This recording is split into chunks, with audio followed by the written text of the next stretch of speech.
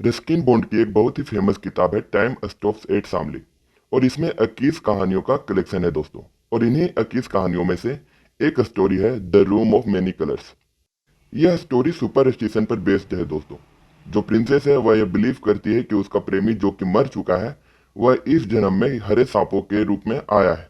और इसीलिए वह महल के आसपास जितने भी हरे सांप वह देखती है उसे मारने से इनकार करती है और सबको रोकती है। चलिए देखते हैं कहानी क्या है। इससे पहले हम लोग जान लेते हैं रस्किन बॉन्ड के बारे में। एक शॉर्ट स्टोरी राइटर और एक नॉवेलिस्ट के रूप में विख्यात रस्किन बॉन्ड का जन्म 1934 में हिमाचल प्रदेश में हुआ था। एजुकेशन इंग्लैंड में लेने के बाद एक छोटी सी सर्विस मुंबई और दिल्ली में देने के बाद उन्होंने मैसूर में रहने का फैसला किया। और यहीं से उन्होंने एक नॉवेलिस्ट और एक शॉर्ट स्टोरी राइटर के रूप में अपने करियर को स्टार्ट किया था दोस्तों। एक शॉर्ट स्टोरी राइटर के रूप में वो मूल के राज आनंद, राजा राव और आर के नारायण से काफी प्रभावित थे दोस्तों। वैसे तो उन्होंने अपने लाइफ में काफी अवार्ड जीते हैं, लेकिन साहित्य अकादमी अवार्ड 1992 में, पद्म श्री अवार्ड 1999 में और पद्म भूषण जो कि 2014 में उन्होंने प्राप्त किया था। तो चलिए देखते हैं इनकी एक short story the room of many colours. मैं हूं आपका दोस्त अभिषेक कुमार और आप सभी का स्वागत है मेरे यूट्यूब चैनल पर। इस स्टोरी में मेन कैरेक्टर्स के रूप में खुद रस्किन बॉन्ड है। 4 साल की उम्र में ही उनके माता और पिता एक दूसरे से अलग हो गए थे और तब से रस्किन बॉन्ड अपने फादर के साथ एक महल में रहते थे। रस्किन बॉन्ड के फादर एलाइट वर्ग के स्टूडेंट्स को पढ़ाने का काम करते थे, यानी अमीर लोगों के बच्चों को पढ़ाने का काम करते थे। हालांकि रस्किन बॉन्ड को अपने फादर से कोई शिकायत नहीं थी। जिस प्रकार के भी अनाड़ी प्रश्न क्वेश्चंस उनके माइंड में चल रहे होते थे उनके फादर जरूर उनका रिप्लाई करते थे। तो इस प्रकार से उनका लाइफ चल रहा था दोस्तों। जिस पैलेस में वो लोग रहते थे रस्किन बॉन्ड और उसके फादर, उसी में एक आया रहती थी जो कि रस्किन बॉन्ड का ख्याल रखती थी। और उसी में एक था गार्डनर जिसका नाम था दुखी। वह महल के लोगों के लिए किसी भी अगर महल में किसी प्रकार का कोई ओकेजन हो रहा हो, कोई पार्टी वगैरह हो रहा हो, तो उस महल को अपने फूलों से अच्छे तरीके से सजा देता था। रस्किन बॉन्ड के फादर अपने स्टूडेंट्स को पढ़ाने चले जाते थे और रस्किन बॉन्ड गार्डन में इधर उधर घूम करके अपना टाइम स्पेंड क्या करते थे दोस्तों। उस महल का जो गार्डनर था दुखी, वह किसी ओकेजन पर ही गुलदस्ता बनाता था या महल को तैयार करता था, सजाता था।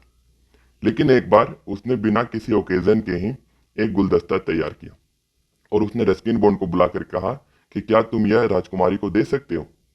7 साल के रस्किन बॉन्ड इस काम को करने के लिए तैयार हो गए। करीब 22 सीढ़ियां चढ़ने के बाद वे राजकुमारी तक पहुंचे और उन्होंने उस गुलदस्ते को राजकुमारी को सौंप दिया। धीरे धीरे रस्किन बॉन्ड और प्रिंसेस के बीच दोस्ती बढ़ने लगी और धीरे धीरे रस्किन बॉन्ड उनके कमरे तक भी जाने लगे। रस्किन बॉन्ड ने देखा कि राजकुमारी के कमरे में कई प्रकार की खिड़कियां हैं और हर खिड़कियों में अलग अलग कलर के शीशे लगे हुए हैं। इन रंग बिरंगी खिड़कियों के शीशे को देख करके रस्किन बॉन्ड के मन में काफी सारे सवाल उठ रहे थे और इसलिए रस्किन बॉन्ड ने उस प्रिंसेस को पागल करार दिया। प्रिंसेस में एक खास बात यह थी कि वह किसी से मिलना जुलना ज्यादा पसंद नहीं करती थी। बस अकेले कमरे में बैठ करके अपने प्रेमी के याद में खोई रहती थी। इन सारे सवालों के जवाब जानने की इच्छा रस्किन बॉन्ड में काफी थी, इसीलिए उसने अपने फादर से पूछने का फैसला लिया। उनके फादर ने बताया कि प्रिंसेस को एक नॉर्मल गार्डनर से प्यार हो गया था जो कि अब इस दुनिया में नहीं है, तो इसी की याद में प्रिंसेस हमेशा खोई रहती है। जब यह बात रस्किन बॉन्ड ने सुनी तो उसे आश्चर्य हुआ कि कहीं यह दुखी ही तो नहीं। तो उनके फादर ने कहा कि इसके बारे में मुझे कुछ भी पता नहीं। इन सवालों को लेकर के रस्किन बॉन्ड वह क्रिश्चियन आया के पास गई कि शायद उसे कुछ इस बारे में मालूम हो, लेकिन आया ने भी इन सब बातों को बताने से इनकार कर दिया क्योंकि महल की बात थी, अफवाह फैलने का डर था।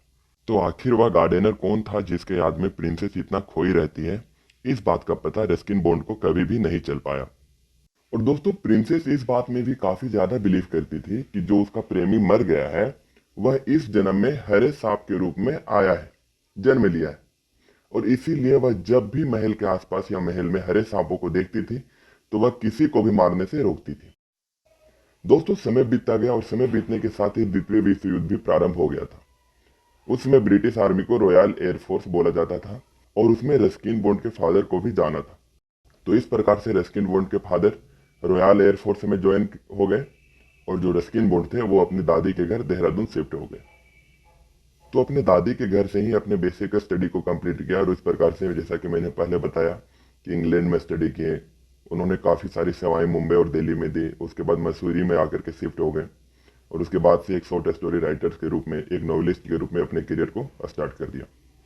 तो दोस्तों यही थी आज की स्टोरी। उम्मीद है आपको अच्छी लगी होगी। वीडियो पसंद आए तो वीडियो को लाइक कीजिएगा, चैनल को सब्सक्राइब कीजिएगा और अपने दोस्तों के साथ जरूर शेयर कीजिएगा। मिलते हैं नेक्स्ट वीडियो में।